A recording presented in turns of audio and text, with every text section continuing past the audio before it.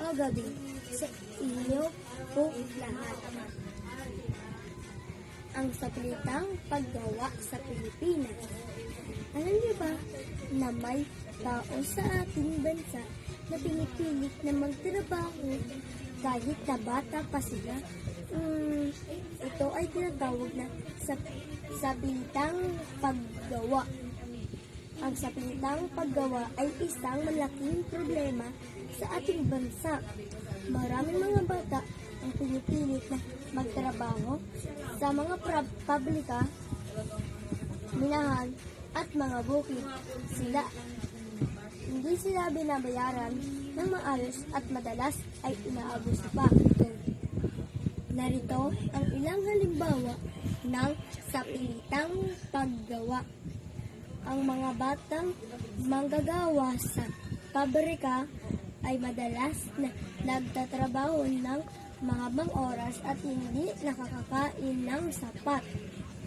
Ang mga bata sa mga minahan ay nagtatrabaho sa mga panganib na kondisyon at madalas ay nasasaktan.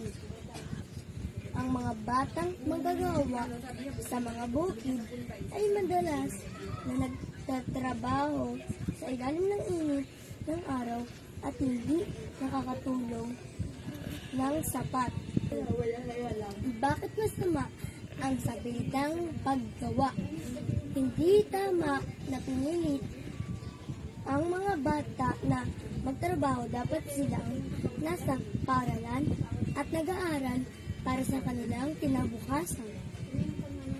Ang salitang paggawa ay nakakasama sa kalusugan at kaligtasan ng mga bata. Kaya dapat tandaan, ang bawat bata ay may karapatan sa isang magandang kinabukasan. Dapat natin protektahan ang mga bata mula sa salitang paggawa at bigyan sila ng pagkakataon mag-aral at magkaroon ng masayang buhay. Ayun lang po at sana may matutunan po kayo.